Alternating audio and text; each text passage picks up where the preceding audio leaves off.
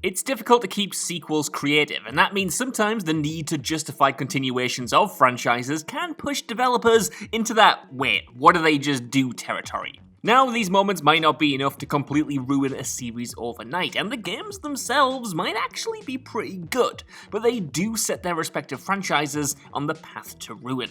I'm Josh from WhatCulture.com, and these are the 8 exact moments video games lost the plot. Number 8, LARA'S death, Tomb Raider Chronicles. Is there a lazier writing trope in the world than a supposed death of a flagship protagonist? Well, that's how 1999's Tomb Raider The Last Revelation concluded, with the supposed death of Lara Croft left hanging from a rock as she's supposedly crushed by a pyramid. Despite this death, though, Eidos Interactive wanted to plow on with the series, prompting developers Core Design into writing a storyline that revolves around some of Lara's friends toasting to her memory with tales from her past, and then turning those stories into a full game. With 6 entries released in just 5 years, the Tomb Raider series had been growing stale for a little while. However, Chronicles is really where Eidos and Co. really lost their way, clearly only chugging along for the sake of the money. Angel of Darkness might be a more obvious point of no return, but the issues go right back to here. Number 7, surprise, it's a battle royale, kinda. Tom Clancy's Ghost Recon. Tom Clancy's Ghost Recon franchise had its ups and downs over the years, to say the absolute least. Boasting a bunch of different subseries and spin-offs, the tactical shooter is in a constant state of reinvention, unafraid to chuck out the pieces on the board and start again when something just isn't working. However, it's currently in the worst state it's ever been in. While Ghost Recon Wildlands was a solid if clunky open-world action game, its sequel Breakpoint was, well, the breaking point for this new iteration of the series. A complete trash fire when it launched, the sequel was a disaster critically and financially, thanks to a myriad of bugs and glitches and an overall lack of passion. Since then, the series has been pretty quiet. Well, until rumblings of another game in production started doing the rounds a few months ago. What would this new game be? Would it be a return to the single-player glory of old, something more linear, or a complete revamp? Well, it turned out to be kinda none of those things, as instead it was a battle royale-inspired multiplayer game. Ghost Recon Frontline, billed as a quote-unquote live service MMO first-person shooter, immediately pissed fans off who saw it as a lazy, uninspired cash grab. The backlash was so strong, in fact, that immediately after announcing it and an alpha test, the game was delayed indefinitely, going almost as quickly as it came. What shape will the game take when it finally releases then? Well, who knows, but this clearly isn't the direction to take. Number 6, all-out action, Resident Evil 5. Now with this entry, I want to again reiterate that these games often aren't the worst of their respective series, just that they feature the moment when the series was first put on the path to disaster.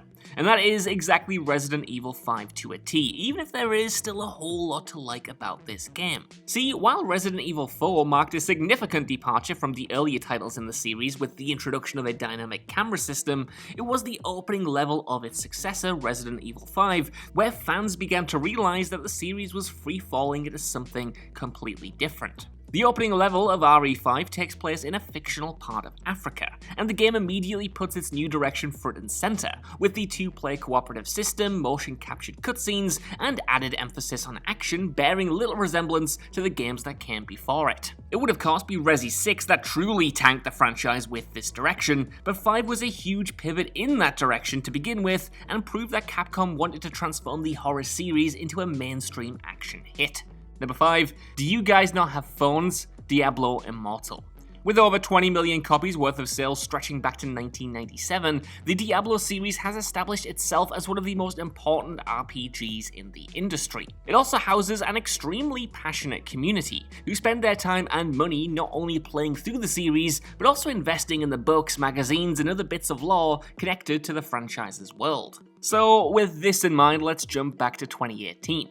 At this point, rumors had been swirling around the Diablo community for a number of months that developers Blizzard were going to be unveiling a major announcement at BlizzCon 2018, which most assumed would be Diablo 4. Instead, though, the conference has become infamous for the announcement of Diablo Immortal, the franchise's first foray into the mobile world. The announcement and subsequent reveal that there were no plans in the works for anything on PC came as a bitter blow to both the audience and the developers' meme-worthy "do you guys not have phones" response that left many fans wondering what direction their beloved franchise was actually going down. Of course, earlier this year, Activision Blizzard became embroiled in allegations of widespread misconduct within the company, aimed primarily at the executives on the Diablo franchise, which cast an even larger shadow over this once-cherished series. Number 4, another 2D Mario adventure. New Super Mario Bros. U. 2006's New Super Mario Bros. For the Nintendo DS was the first 2D Mario title for 15 years, and successfully put the series back on the map with its combination of faithfulness to previous releases, as well as the improved control scheme taken from the 3D titles Super Mario 64 and Sunshine. New Super Mario Bros. Wii was subsequently released in 2009, but by the time it dropped, it's safe to say that most fans were beginning to feel the formula was growing ever so slightly stale. However, 60 million sales seemed to be all the prompting Nintendo needed, releasing 2 play-it-safe follow-ups in 2012, the 3DS's New Super Mario Bros. 2 and the Wii U's New Super Mario Bros. U. And whilst New Super Mario Bros. U certainly didn't kill off the 2D Mario franchise, it is certainly still one of the most divisive games Nintendo have recently released. The game received DLC and a port to the Nintendo Switch, however the game's divisiveness within the community led to the company changing tact and letting players design their own 2D side-scrollers with the release of games like Super Mario Maker. Number 3, the London terrorist attack, Call of Duty Modern Warfare 3. Call of Duty Modern Warfare 3, while not an outright bad game, was certainly the first time the series started to waver. Released after Studio Infinity Ward imploded, the trilogy ender had huge expectations heaped upon it. And it was pretty good, but it showed for the first time just how formulaic and predictable the series had become. Nothing showed that off more than a moment in the campaign though, which portrayed a chemical attack on London from the perspective of a civilian family. This controversial scene caught the attention of the media, but that's not really the issue here. The issue was just how artificial and fabricated for attention this scene was. Modern Warfare 2 similarly made waves due to its no Russian terrorist level, and this seemed like an attempt from Activision to just have another one. After all, no press is bad press, and cynically putting a controversial scene in the game would drum up attention and coverage. It all just felt so transparent. Number 2, Shadow gets a gun, Shadow the Hedgehog. If there was an example of a mega successful video game franchise struggling to make the jump from 2D to 3D gaming, it's the Sonic the Hedgehog series.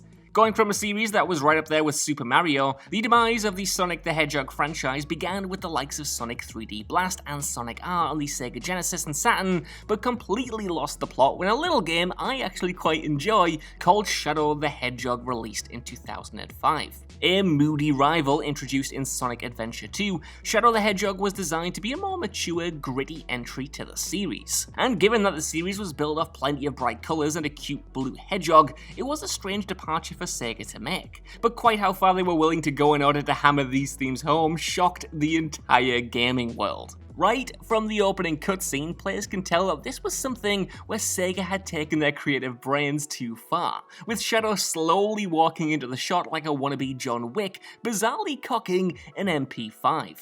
Sonic 06 would properly become a laughingstock a year later, but the identity crisis was present here.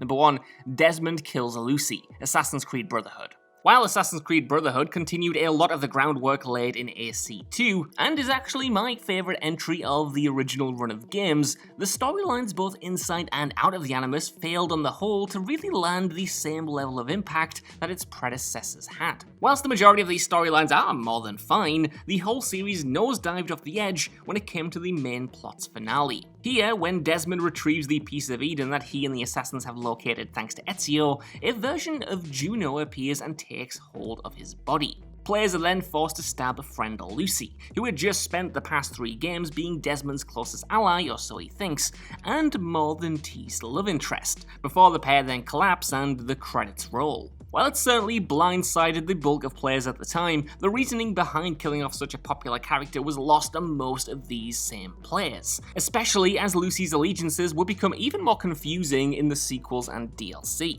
In isolation, it's not horrific, but the decision to kill off Lucy here is really the point in which the Desmond Miles era of Assassin's Creed storylines start to become convoluted and messy, which would contribute hugely to Brotherhood's substantially worse follow-ups, Revelations and Assassin's Creed 3, being two of the most mixed titles in the franchise. So that's our list. I want to know what you guys think down in the comments below. What do you think were the moments that these franchises went off the rails, and do you think any of them made a comeback? I know the likes of Resident Evil absolutely did. While you're down there as well, could you please give us a like, share, subscribe, and head over to WhatCulture.com for more lists and news like this every single day. Even if you don't though, I've been Josh, thanks so much for watching, and I'll see you soon.